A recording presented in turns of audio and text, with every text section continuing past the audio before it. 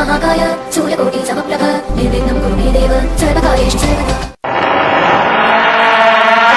जब रात होती है तो हम एक दिया जला लेते हैं और उसकी रोशनी में खुद को महफूज समझते हैं, मगर उस रोशनी के परे जो अंधेरा है वो अपने अंदर बहुत सारी कहानियां समेटे हुए है और इन्हीं कहानियों को आप तक लेकर आता है रात के अंधेरे में।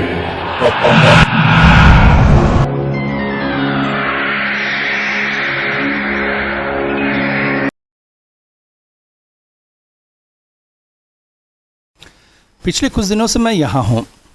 वास्तव में बहुत अच्छी जगह है, ग्रामीण परिवेश, ऊपर से चारों ओर फैले हुए स्निग्ध खेत, हरियाली और जंगल। शहर के कोलाहल और उत्पात से दूर मैं कुछ दिन अपनी मानसिक स्थिति को ठीक करने के लिए यहाँ आया हूँ। इससे पहले मैं एक कंपनी में मैनेजर की पोस्ट पे था, मगर काम का टेंशन कहे या मेरी पास्ट लाइफ का असर धीरे धीरे मेरी ज़िंदगी पर असर होने लगा था। मुझे अजीब तरह के हेलुसिनेशन होने लगे थे। साइकोलॉजी की भाषा में इसे डी हेलुसिनेशन कहते हैं। डॉक्टर की दवाइयाँ काम तो कर रही थी, मगर डॉक्टर का ही सजेशन था कि हवा पानी का बदलाव मेरे लिए काफ़ी अच्छा हो सकता है। इसलिए इस गांव में आ गया। गांव का पता मेरे एक दोस्त ने ही दिया था, मगर रहने का ठिकाना। तभी अचानक गांव के एक ढाबे पर कल्लू दादा से मुलाकात हो गई। कालू सिंह इस घर का केयर टेकर है। घर के मालिक शहर में रहते हैं। फार्म हाउस की तरह बना रखा है इसे। 3 मंजिला मकान है। नीचे कालू सिंह रहते हैं, ऊपर वाले फ्लोर को उन्होंने मुझे दिया है। तीसरे फ्लोर पे बड़ी सी एक छत है। छत के एक कोने में बड़ा सा कमरा है जिस पर टीन की छत है। आज सवेरे से ही बारिश हो रही है और टीन की इस छत पर बारिशों की बूंदों का टकराना सुमधुर संगीत बना रहा है, जो मेरे मन को बेहद भा रहा है।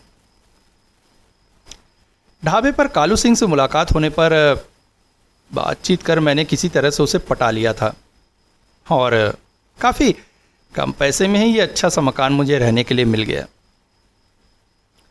मगर कालू सिंह का स्ट्रिक्ट इंस्ट्रक्शन था कि मैं छत के उस कमरे की तरफ मुड़कर भी ना देखूं। क्यों पता नहीं।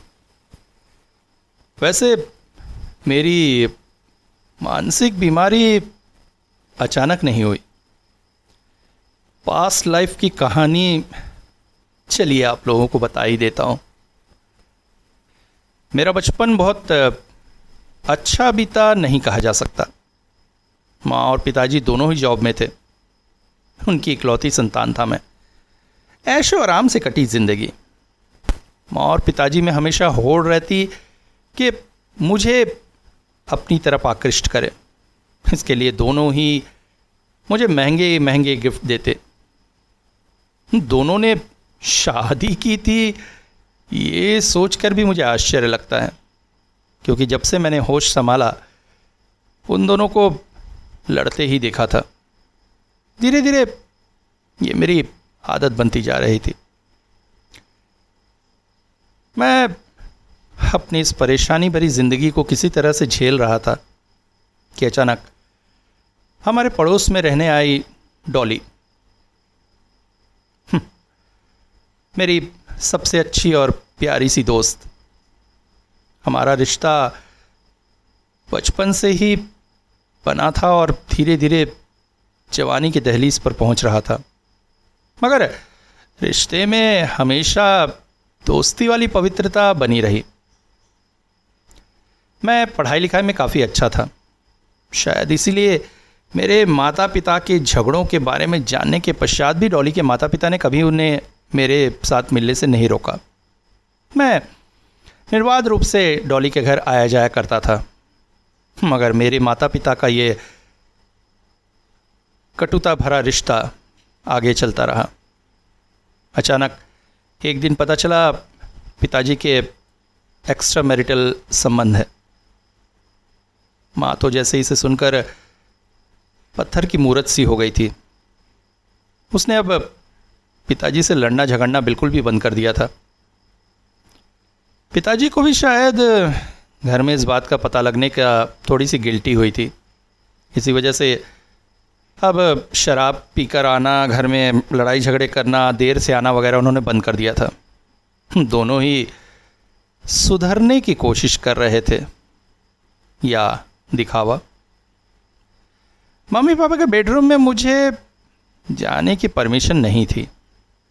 एक दिन चोरी से जब मैं बेडरूम पहुंचा तो पता चला और माता पिता की तरह मेरे माता पिता के बेड आपस में जुड़े नहीं थे, दूर दूर थे। उनके दिल की दूरी मुझे उस दिन पता चली और मन ही मन मैंने सोचा पिताजी को सबक जरूर सिखाऊंगा। घर की इन परेशानियों के चलते या फिर जवानी की दहलीज के करीब होने की वजह से अचानक ही मैं सिगरेट का आदी हो गया और अक्सर पिताजी के पर्स में रखी सिगरेट चुराकर पीने लगा। एक दिन सिगरेट चुराते चुराते पिताजी के पर्स में मुझे कॉन्डम मिला। मेरा मन और अधिक नफरत से भर उठा और तभी मैंने एक चाल चली। मैं उस इंसान को शांतिपूर्वक नहीं रहने दे सकता था। मैं अनजान सा बना हुआ माँ के पास गया और पूछा, माँ ये क्या है? माँ चौंक पड़ी। उन्होंने पूछा वो कहाँ से मिला? मैंने बताया पिताजी के पर्स से। हाँ, झूठ जरूर कह दिया कि मैं पैसे चोरी कर रहा था। मुझे पता था उस शाम मेरी ये योजना बुरी तरह सफल होने वाली है। माँ से बात करने के पश्चात मैं डॉली के पास चला गया। डॉली उस वक्त एक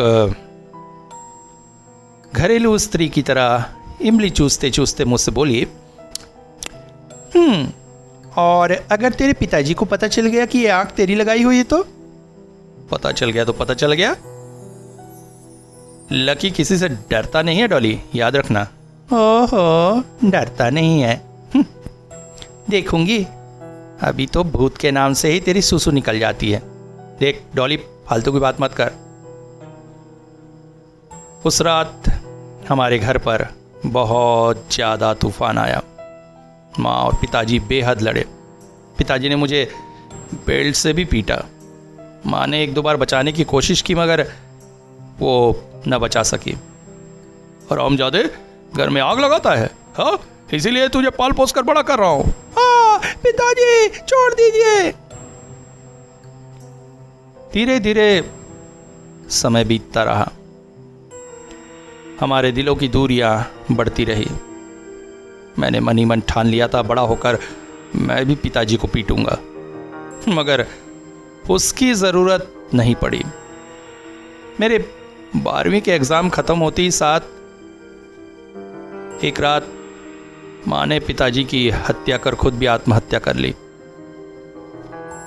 पता चला था पिताजी प्लान बनाए बैठे थे कि मेरे एग्ज़ाम होने के बाद वो हम लोगों से अलग होकर अपनी उस प्रेमिका के साथ नई ज़िंदगी शुरू करेंगे।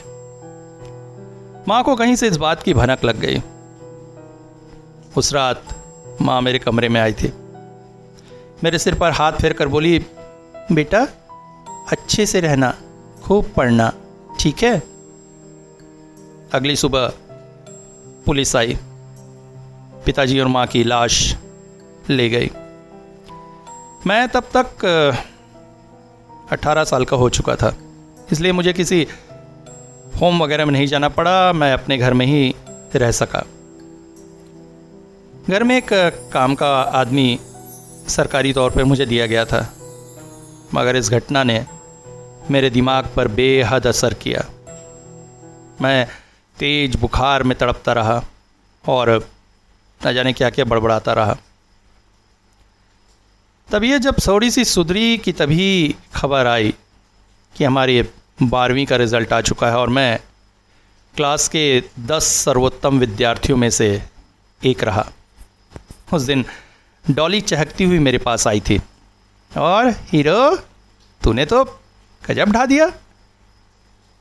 अरे मत बोल डॉली, गजब ढाना होता तो क्लास में फर्स्ट आता, 10 में से नहीं। ओहो, 10 में से आया तो भी दुखी है। मेरे को देख, मैं तो सिर्फ पास हुई हूँ। आगे क्या करेगा? आगे पढ़ूँगा। माँ की इच्छा थी खूब पढ़ूँ, उसे पूरी करना है। तेरा क्या इरादा है? मुझे तो संगीत सीखना है। मैं गायिका बनना चाहती हूँ। मगर तेरे पिता तो तुझे इंजीनियर बनाना चाहते हैं। लेट्स सी, थोड़ा बहुत लड़ना झगड़ना पड़ेगा। उस दिन भी सुबह से बारिश हुई थी। स्कूल से लौटते हुए डॉली भीग गई थी। उसका वो भीगा शरीर जब मेरे सामने खड़ा था तो बेहद खूबसूरत लग रही थी। अनजाने में ही मैंने कब उसके होठों पर अपने होठ रख के किस कर दिया।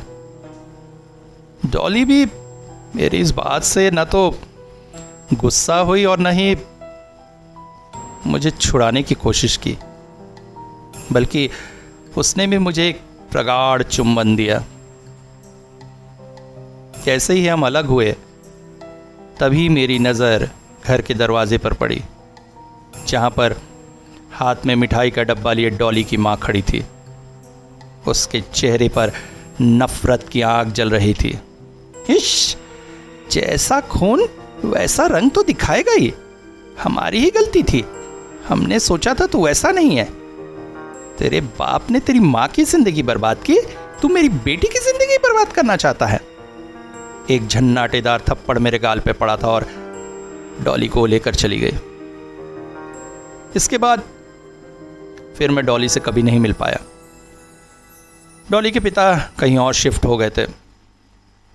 मैं भी पढ़ाई लिखाई में व्यस्त हो गया और जॉब में भी। मगर धीरे धीरे शायद मेरी ज़िंदगी की इन परेशानियों ने मेरे दिमाग पर असर करना शुरू कर दिया। अभी मैं बारिश की बूंदों की आवाज़ का आनंद ले ही रहा था कि ध्यान गया शाम ढल चुकी है।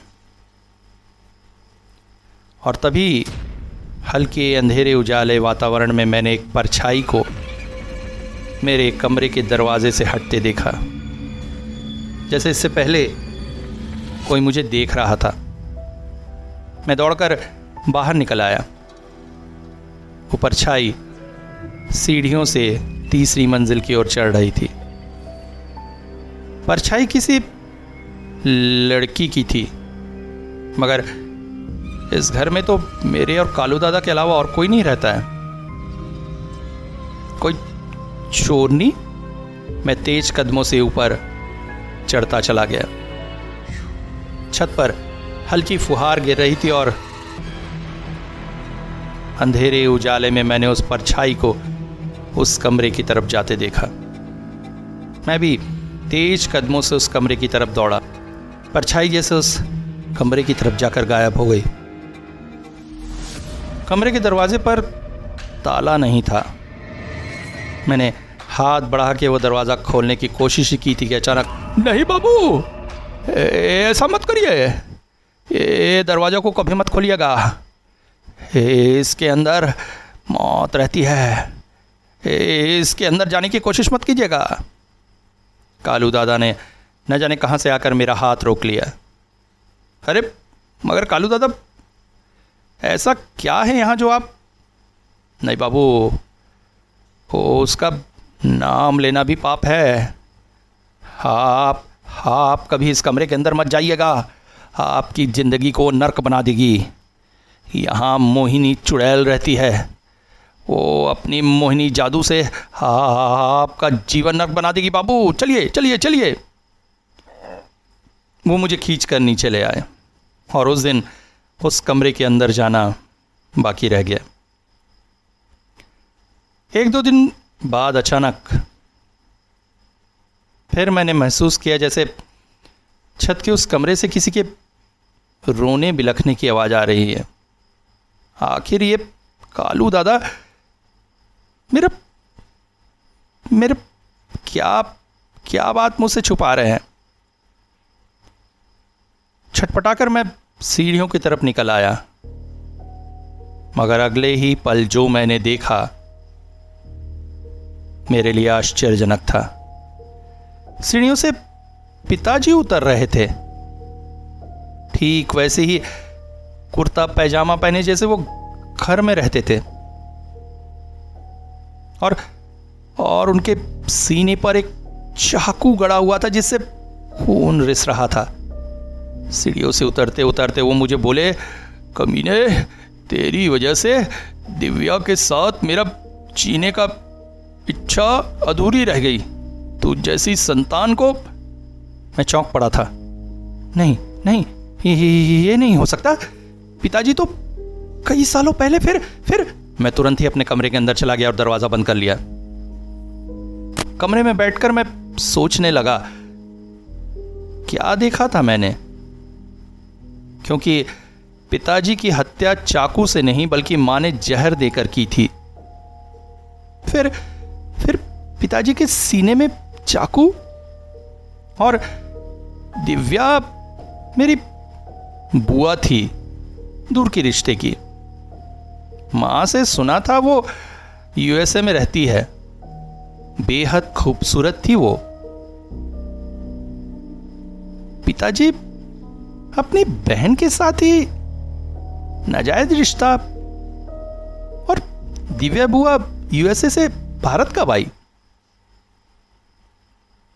तभी मेरे दिमाग ने इन सभी घटनाओं का एक ही उत्तर निकाला। बचपन में कई बार मेरा मन करता था कि मैं पिताजी के सीने में चाकू उतार दूं, और ये भी सुना था कि पिताजी की प्रेमिका बहुत सुंदर है। शायद मेरे मन ने उनकी प्रेमिका की सुंदरता को दिव्या बुआ की सुंदरता से जोड़ लिया। मैंने तुरंत ही डॉक्टर की दी हुई इमरजेंसी दवाई ली। नहीं, मेरा हेलुसिनेशन बढ़ता जा रहा है लगता है।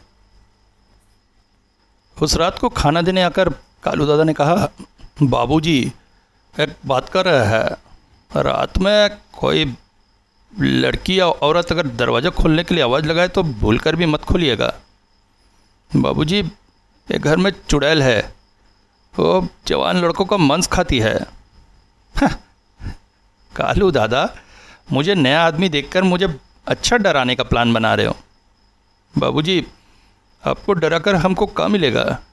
आपसे 4 पैसा कमा रहे हैं, और आप तो हमारे नाती की उम्र के हैं।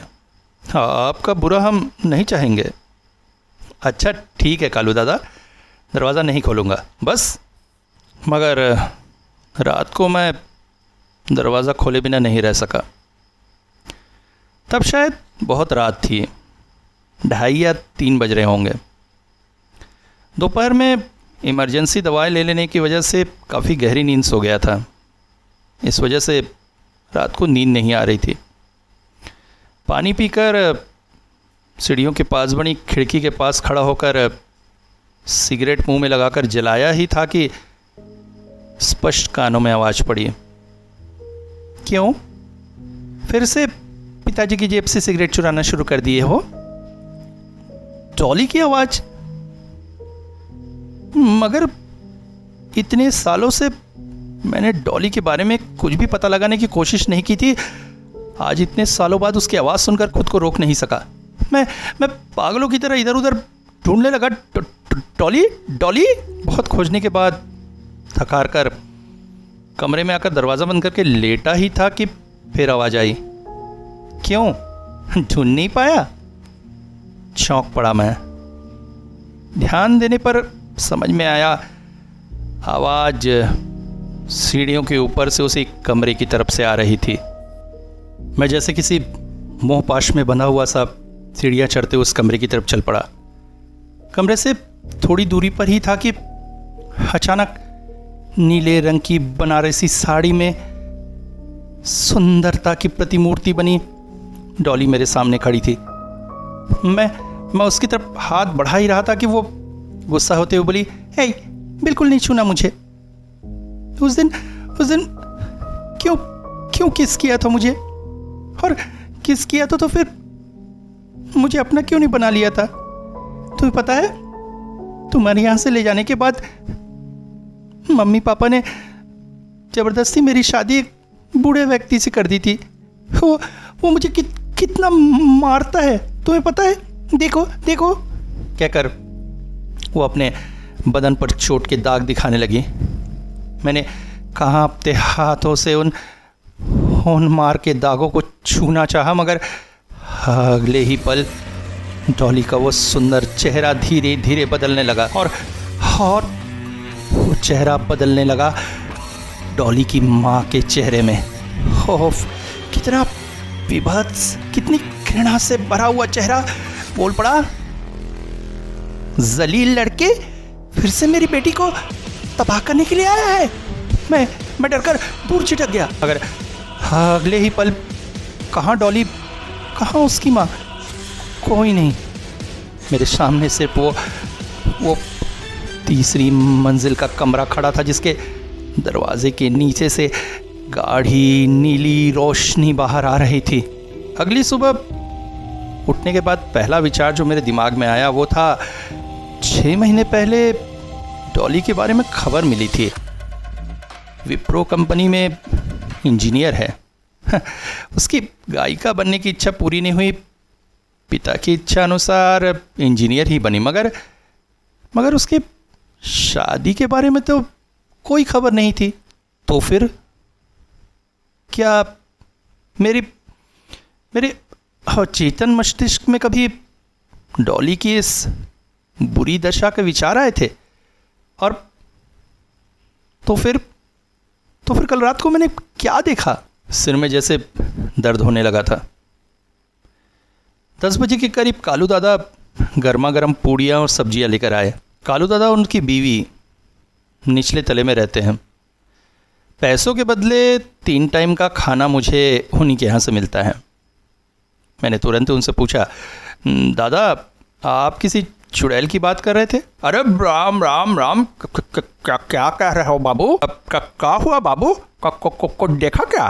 नहीं, बस जानने की इच्छा हुई। मेरा प्रश्न सुनकर कालू दादा ज़मीन पर पालथी मारकर बैठ गए और जेब से खैनी की डिबिया निकाली। थोड़ी सी खैनी लेकर उसमें चूना डालकर उसे हाथों में मलने लगे और मलते मलते अपनी कहानी शुरू की। बाबू, इस जंगल में एक बहुत ही डरावनी कहानी है। आज से करीब 50 साल पहले की बात होगी। इस गांव में एक पोस्टमास्टर साहब रहते थे। घर में उनकी एक बिटिया थी। उनकी पत्नी का देहांत हो गया था। उनकी बेटी बहुत सुंदर थी। ऐसे छोटे गांव देहात में ऐसी सुंदरता आसानी से नज़र में नहीं पड़ती है। उसकी सुंदरता को देखकर आसपास के गांव के बहुत से लड़के उसके प्रेम में पड़ गए। उसे पाने को बेताब हो गए। पोस्टमास्टर सीधे साधे आदमी थे। वो तो बड़ी मुसीबत में आ गए। तब अपनी बेटी को लगभग घर में हमेशा बंद करने की हालत में ही रहने लगे। बेटी भी पिता की बातें बहुत मानती थी। इस वजह से कभी भी पिता की घर में बंद करके रखने की बात का विरोध नहीं किया उसने। इससे कुछ गुंडे तरह के लड़कों की उसे पाने की जिद और बढ़ गई। फिर बाबू आई वो भयानक रात। एक दिन ऐसी बरसात के समय रात को बहुत तेज आंधी आई। रह कर बिजलियाँ कड़कने लगी। बेचारी लड़की घर में अकेली। उसके पिता पोस्ट ऑफिस में ही थे, मगर पानी बारिश की वजह से वहीं फंस गए थे। बच्ची ही थी वो। अकेली आंधी पानी की रात में अंधेरे से डरकर हाथों में लालटेन लिए पिता की तलाश में निकल पड़ी, मगर पिता तक पहुंचने से पहले ही रास्ते में कुछ राक्षसों ने उसे अगवा कर लिया। अगले दिन सुबह जंगल में उसकी लाश फांसी से लटकती मिली। उसी के कपड़ों से उसे फांसी में लटका दिया गया था। पोस्टमार्टम रिपोर्ट में 5-6 लड़कों द्वारा उसके साथ सोचकर भी डर लगता है बाबू। उसके बाद पोस्ट मास्टर को तो जैसे जिद आ गई थी उन लड़कों को सज़ा दिलाने की। पुलिस ने भी बहुत तलाश की, मगर आश्चर्यजनक रूप से पोस्ट मास्टर भी गायब हो गए। फिर कौन केस लड़ता, कौन उन्हें सज़ा दिलाता, मगर सज़ा उन लड़कों को मिली बाबू, ज़रूर मिली। इस घटना के करीब 6 महीने के अंदर उन सभी लड़कों की टूटी हुई गर्दन वाली लाश जंगल के आसपास मिली बाबू। मगर तब से आसपास के इलाकों में डर शुरू हो गया। रात के समय एक नीली साड़ी पहनी हुई लड़की सड़क पर जाते किसी कम उम्र के लड़के को रोककर उसे घर पहुंचा देने की बात कहती। अगर एक बार कोई उसका साथ दे दे तो कुछ दूर जाने के बाद ही उन्हें मार कर सड़क पर फेंक कर चली जाती है। बात अगर यहाँ तक रहती तो भी कुछ नहीं है बाबू। जो भी लाशें मिलती हैं उन लाशों के गुप्तांग बड़ी ही चतुराई से भयानक तौर पर काट लिए जाते हैं। बहुत सा खून बह जाने की वजह से वो तड़प कर मरते थे। आज भी बड़ी सड़क के ऊपर से रात को गुजरने वाली गाड़ियों के ड्राइवर उस लड़की को देखते हैं। इतना कहकर कालू दादा रुक गए। बाहर की बारिश भरा वातावरण और अंदर उनकी कहानियाँ एक अजीब सा वातावरण तय कर रही थी। अचानक मेरे दिमाग में एक प्रश्न कौन था, मगर दादा उस लड़की का ऊपर वाले कमरे से क्या संबंध? बाबू कहते हैं उन लड़कों में से एक लड़का इस घर का था। उस रात को घर पर कोई नहीं था। वो लड़के उस लड़की को यहीं के उस कमरे में लाकर ही उसका सर्वनाश किए थे। लाश भले ही जंगल में मिली थी, मगर उसके साथ भयानक जाति इसी कमरे में हुई थी बाबू। मगर दादा जहाँ तक मैंने सुना है इंसान की मौत जिस जगह होती है उसकी अपघात से मरी हुई आत्मा उस जगह भटकती है। तो लड़की तो जंगल में मरी थी, फिर यहाँ? बाबू बात आपकी सही है, वो मरी जंगल में थी, मगर इसी कमरे में उस दिन उसने अपनी ज़िंदगी के सबसे भयानक पलों का सामना किया था। वो डर उसके लिए मौत से भी बदतर थी बाबू। इसीलिए ये कमरा आज भी अंदर जाने वाले को उसकी मन में छुपे सबसे बड़े डर का सामना करवाता है। बाबू जितने दिन आप इस घर में हैं उतने दिन उस कमरे के आस-पास तो क्या अपने कमरे में बैठकर भी ऐसा कुछ मत सोचना जिससे आपको डर लगता है, या कोई ऐसी पुरानी घटना जिसे याद कर आप कभी डरते थे। वो कमरा आदमी का दिमाग पढ़ता है बाबू, दिमाग पढ़ता है। वो कमरा सामान्य कमरा नहीं है बाबू, वो शैतान का कमरा है, शैतान का कमरा। वो दिन अच्छा ही बीता। रात में नर्व की दवाई लेने की वजह से शायद आज दिन भर से मन शांत था। कोई भी उलझुल विचार, हेलुसिनेशन कुछ भी नहीं हुआ। कोई भी शब्द मुझे सुनाई नहीं दिया। हाँ, पिछले 5 सालों से मैं अपने सिर के अंदर अजीब तरह के शब्द महसूस करता हूँ। डॉक्टर ने इसे ही डिहेलुसिनेशन कहा है। इसी की मैं दवाई भी लेता हूँ, जिसका कारण मेरे बचपन की परेशानियाँ थी शायद। बीमारी के बहुत ज़्यादा बढ़ने की वजह से ही मुझे नौकरी छोड़नी पड़ी थी। मगर ये बहुत ज़्यादा परेशानी वाली बात नहीं है। डॉक्टर के अनुसार नियमित दवाई लेने पर मैं बहुत जल्दी ही ठीक हो जाऊंगा। यहाँ आकर जो परिस्थितियाँ थी उनके चलते शायद मैंने दवाई लेने में कुछ ऊंच नीच की, उसी के चलते वो सब अजीब अजीब चीज़ें देखी। अब मुझे और कुछ आलतू पालतू नहीं दिखेगा। मैं बिल्कुल कंटिन्यू दवाई ले रहा हूँ। दिन ढलने लगा। आज दिन भर से बारिश हो रही है, कभी टिप टिप कभी झमझम।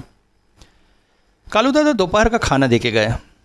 थोड़ा बहुत खाकर बाकी मैंने फेंक दिया। शाम ढलते ढलते एक अजीब सी बात अनुभव की मैंने। दिमाग में जैसे झिंगुर बोल रहे हैं। मुझे एहसास है वो कुछ कहने की कोशिश कर रहे हैं मुझे, मगर मैं समझ नहीं पा रहा हूँ। मुझे बार बार सावधान करने की कोशिश कर रहे हैं आने वाले खतरे से। अचानक सीढ़ी की रेलिंग पे कुछ धड़ाम की आवाज़ हुई। मैं दौड़कर अपने कमरे से बाहर निकलकर वहाँ पहुँचा और महसूस हुआ जैसे सीढ़ी की रेलिंग में एक नीले रंग की साड़ी वहाँ से गुजर गई। मैं चीखा, कौन है कौन है? मगर कोई जवाब ना आया। हाँ, बस ये महसूस हुआ जैसे पायल पहनकर कोई वहाँ से दौड़ कर चला गया। पोस्टमास्टर की बेटी क्या पायल पहनती थी? मैं धीरे धीरे सीढ़ियों से ऊपर चढ़ने लगा। अचानक ही एक बड़ी सी बिल्ली मेरे सामने से कूद कर चली गई। मैं डर कर 2 कदम पीछे आ गया और तभी मैंने महसूस किया कि अनजाने में ही मैं तीसरी मंजिल के उस कमरे के काफी पास आ चुका हूं। मगर हाँ, घर के बाहर नहीं, मैं अंदर था। कमरे में गहरा नीली रोशनी फैली हुई थी। कब और कैसे मुझे याद नहीं, मगर मैं कमरे के अंदर आ चुका था और मुझसे थोड़ी ही दूरी पर बाहर देखी हुई वो बिल्ली जमीन में बैठकर कुछ खा रही थी। उसका पूरा चेहरा काले रंग के खून से सना था। नीली रोशनी में लाल रंग काला ही दिखाई देता है। डर के मारे मेरे मुंह से हल्की सी चीख निकल आती और उसे ही सुनकर शायद बिल्ली ने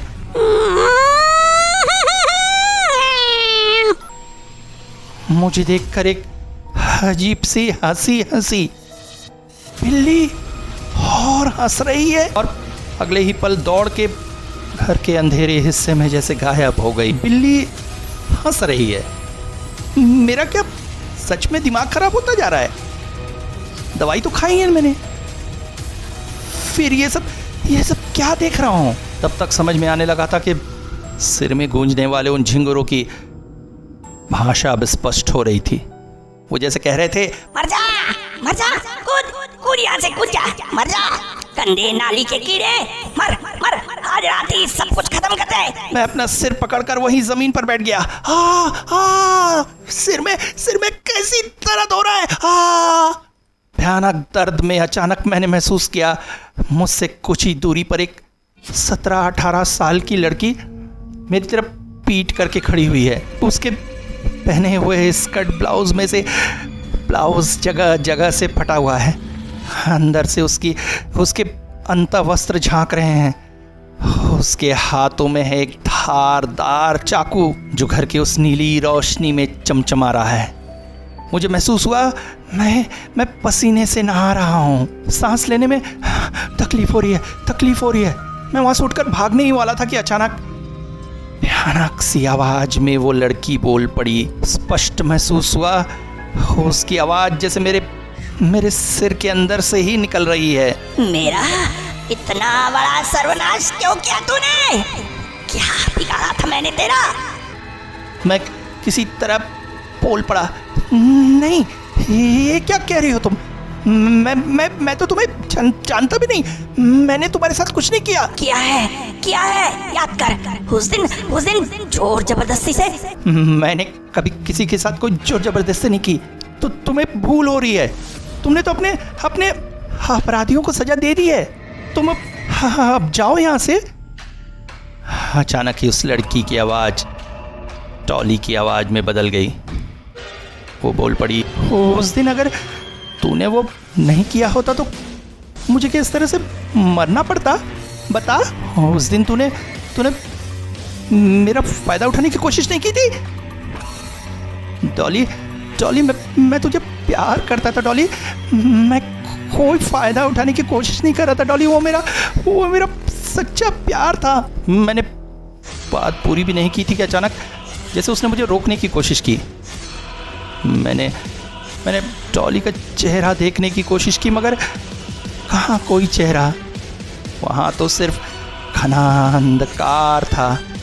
मैं दर्द के मारे ज़मीन पर बैठ गया। वो स्त्री आकृति जोर जोर से हंसने लगी। उसकी उस भयानक हंसी में वो पूरा कमरा जैसे हिलने लगा था। मुझे एक पल को ऐसा लग रहा था अभी कमरे की दीवार और छत मेरे ऊपर गिर पड़ेगी। अचानक वो हुंकार भरती हुई बोल पड़ी, नाली के गंदे कीड़े मार। और अगले ही पल अपने हाथों में पकड़ी हुई उस भयानक चाकू को उसने मेरे कमर में बिठा दिया। भयानक दर्द के साथ मैं किसी तरह से वहां से भाग जाना चाहता था, मगर लड़की मेरे पीछे नहीं आई। वो वहीं खड़ी हंसती रही और उसकी उस हंसी की वजह से जैसे भूकंप आ गया था। मैं अपनी कमर के चोट को पकड़कर किसी तरह से कमरे के बाहर आ गया। सीढ़ियाँ जैसे भूकंप से लहरा रही थी। मैं किसी भी तरह से वहाँ से नीचे जाने का रास्ता नहीं खोज पा रहा था। क्या करूँगा मैं? क्या मकान मुझ पर गिर जाएगा और मैं दबकर मर जाऊँगा? नहीं, मैं कुछ ना कुछ उपाय करूँगा। हाँ, वो छत का किनारा, वहाँ से मैं नीचे कूदूँगा। मरा तो मरा, मगर कूद कर यहाँ से बाहर निकलने का वो आखिरी रास्ता है। अगर बच गया तो सच में मैं बच जाऊंगा, नहीं तो यहीं मर जाऊंगा। हाँ, मुझे कूदना ही होगा। देखा जाएगा उसके बाद जो भी होता है।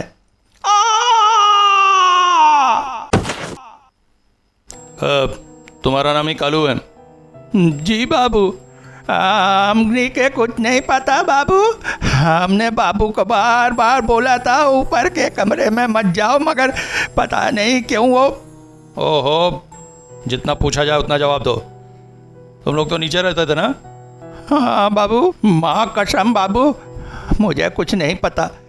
मैं तो दोपहर को ही बाबू को खाना दे के गया था। फिर अपने कमरे में जाके थोड़ी सी आँख लग गई थी। शाम को अचानक मेरी पत्नी चीख कर रोने लगी।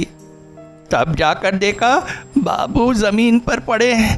पूरा फर्श खून से भीग गया है। तुम्हारे मालिक को पता था तुमने मकान किराए में दिया है?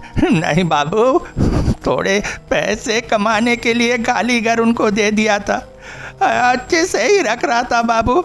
मेरे मालिक को मत बताइएगा। इस बुढ़ापे में कहाँ जाऊँगा? सर से छत चली जाएगी बाबू। तो कालू, तीसरे मंजिल का घर दिखाओ। इन्वेस्टिगेशन के लिए एक बार जाना पड़ेगा। नहीं बाबू, हम मत जाइए। रात हो चुकी है बाबू, अब तो मत जाइए, किसी भी हाल में मत जाइए। ओ शैतान का कमरा है बाबू, वहाँ दिन में ले चलूँगा बाबू, अभी मत जाइए। ओ इंसान का दिमाग पड़ता है, वो भयानक। जो कहा जा रहा है बस उतना ही करो, समझ में आया? जी मालिक, मगर मैं अंदर नहीं आऊँगा बाबू, मैं अंदर नहीं आऊँगा। कालू के दिखाए रास्ते पर इंस्पेक्टर अमृतेश आगे बढ़ने लगे। साथ में कांस्टेबल दीपक भी उनके साथ थे। अचानक सीढ़ियाँ चढ़ते हुए दीपक बोला, सर, अब मर्डर का केस है क्या? नहीं, विक्टिम का कमरा की तलाशी लेते हुए कुछ नर्व की दवाई और कुछ साइकोलॉजिकल मेडिसिन्स मिले हैं। शायद तक सिजोफ्रेनिया का मरीज था। ऊपर से कालू ने उसे भयानक कहानियाँ सुना दी थी। उसके चलते उनका दिमाग और अधिक खराब हो गया था। उसी से शायद बात पूरी तरह समाप्त नहीं हो पाई थी उनकी, क्योंकि वो दोनों कमरे के अंदर थे और उनके सामने था उनकी ज़िंदगी का सबसे बड़ा डर।